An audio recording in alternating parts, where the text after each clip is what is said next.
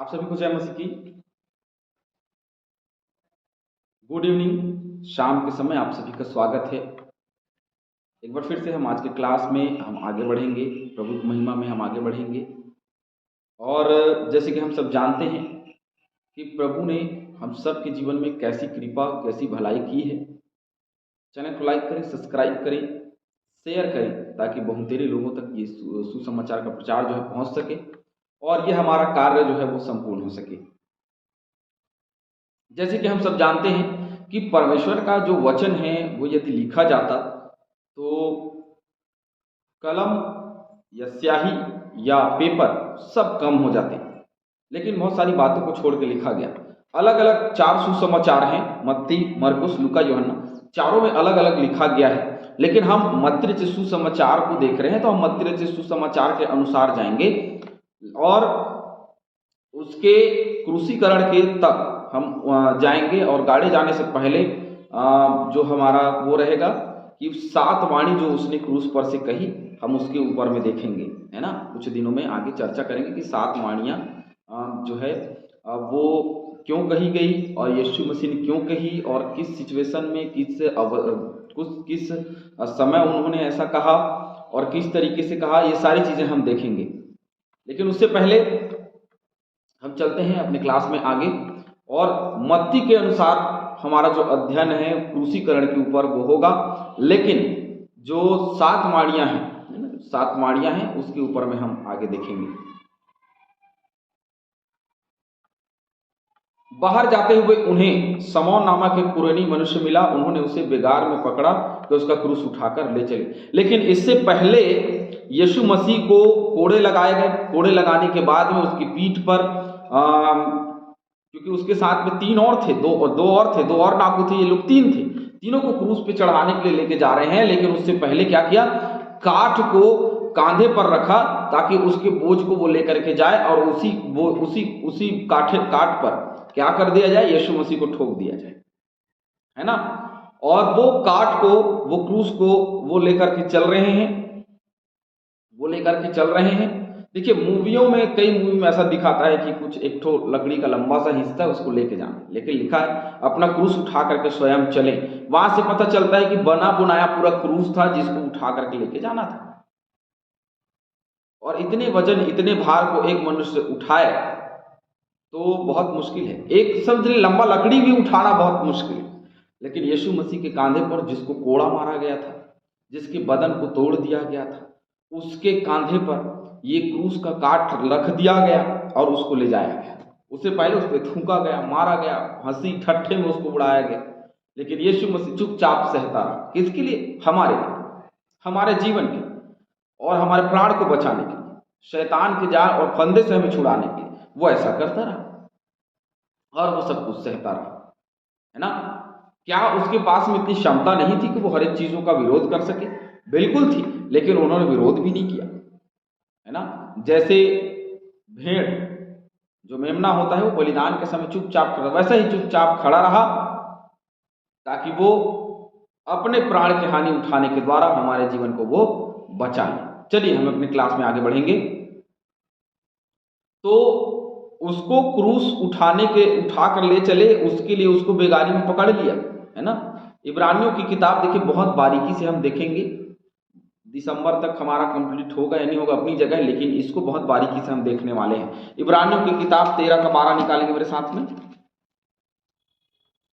इसी कारण यीशु ने भी लोगों को अपने ही लहू के द्वारा पवित्र करने के लिए फाटक के बाहर दुख उठाया। फाटक के बाहर दुख उठाया ना, अंदर जो कुछ कोड़ा खाया वो था, लेकिन फाटक के बाहर उसको क्रूस पर चढ़ाया गया।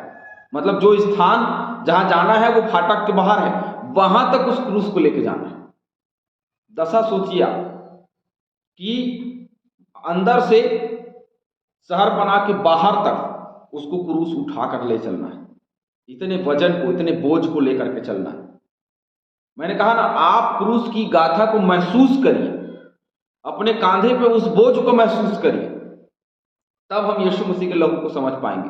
तो सोचिए, यदि हमारे कांधे पर उस काठ को रख दिया जाए तो कितना दर्द महसूस होगा हमें। प्रेरितों के काम 2:10 निकालेंगे। मैं और आप हमारे सोच और हमारे सहन शक्ति से परे है ये स्थिति जो यीशु मसीह की है, हो रही है।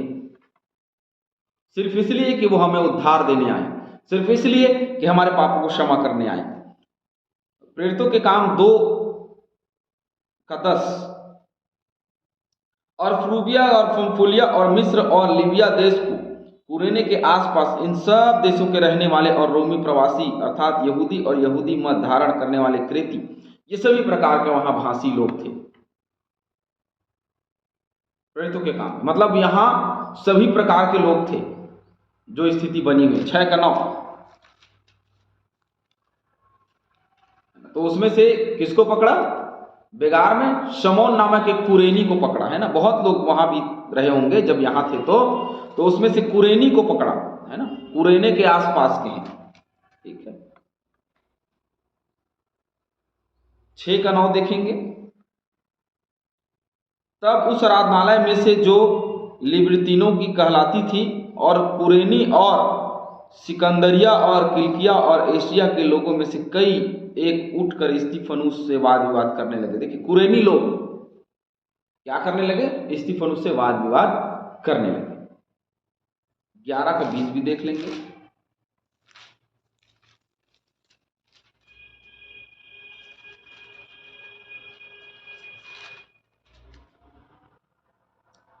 परंतु उनमें से कुछ साइप्रसवासी और कुरेनी थे, है ना। उनमें से कुछ लोग साइप्रसवासी और कुरेनी थे। बहुत जगह में कुरेनी लोगों का वर्णन मिला है। तो ये शमौन नामक एक कुरेनी मनुष्य है जिसको इन्होंने क्या कर लिया? क्रूस उठाने के लिए बेगार में पकड़ लिया। मरकुस 15:21 देखेंगे।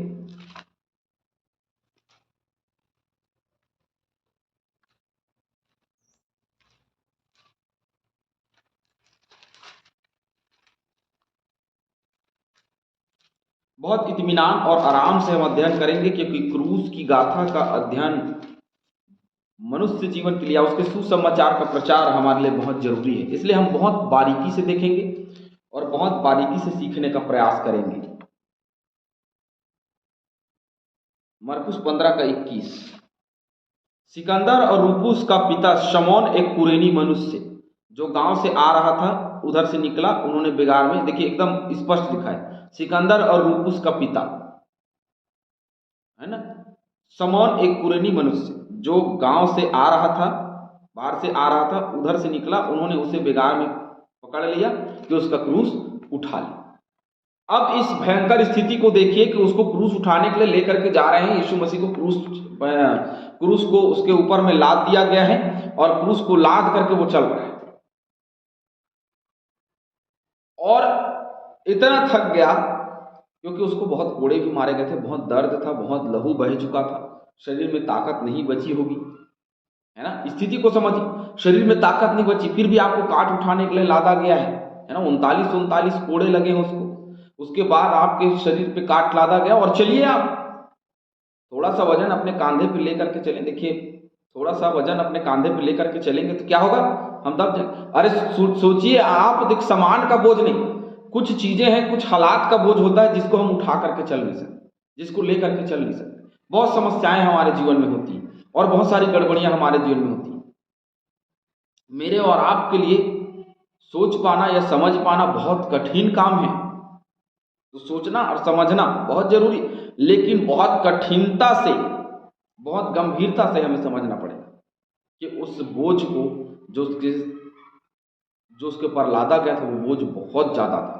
पूरी दुनिया का पाप का बोझ उसके कांधे पर था, और ऊपर से क्रूस, ऊपर से कोड़े, ऊपर से कीले, इतना बोझ लेकर के तो वो चढ़ा ही है। पूरे जमाने का बोझ, पूरे जमाने के पाप का बोझ लेकर के चढ़ा। जो जन्म दे रहे हैं और जो आज है, जो जन्म नहीं दिए, जो बाद में भविष्य में जन्म लेने वाले, उन सब के लिए, उन सब के पापों के लिए एक ही बार बलिदान होना। अलग अलग बात, एक ही बार बलिदान होना।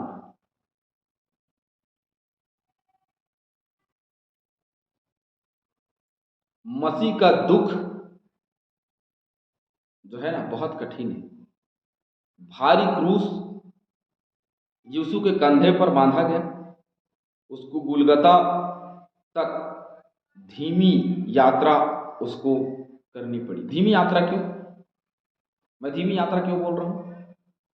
जैसे कोई आता है तो क्या होता है, पूरा जाम लग जाता है ना। ठीक वैसे ही जब यीशु मसीह को क्रूस पर चढ़ाने के लिए जा रहे थे ना, तो भीड़ थी, पूरी भीड़ की भीड़, है ना।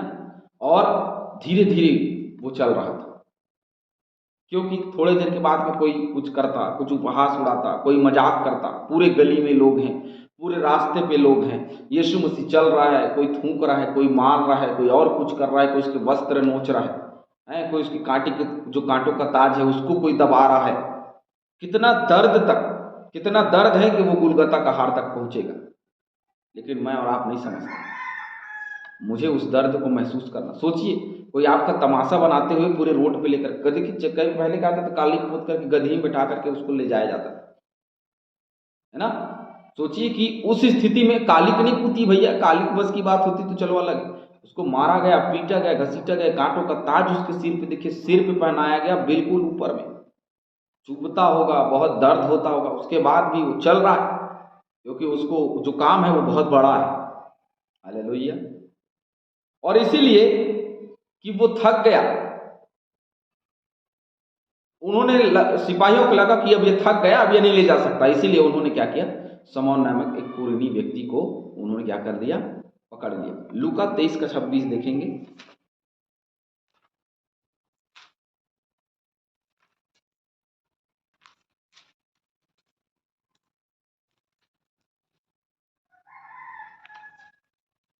जब वे उसे ले जा रहे थे तो उन्होंने समौन नामक एक कुरेनी को, जो गांव से आ रहा था, पकड़कर उस पर क्रूस लाद दिया और उसे यीशु के पीछे पीछे ले चले,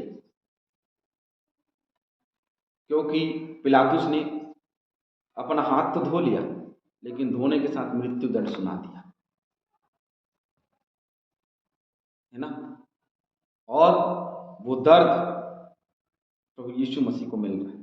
मैं और आप उस दर्द को महसूस करके देखें, उस दर्द को अपने अपने शरीर पे महसूस करके देखें। यदि मेरे शरीर में उतना दर्द होगा, छोटे से कांटा चुभने से, छोटे से कट जाने से कितना दर्द और कितना तकलीफ होता है, सोचिए। उतना कांटा चुभाया गया, मारा गया, पीटा गया, मजाक उड़ाया गया, फिर भी सहता रहा, सिर्फ इसलिए कि हम उद्धार पा सकें। प्रभु हम सभी को आशीष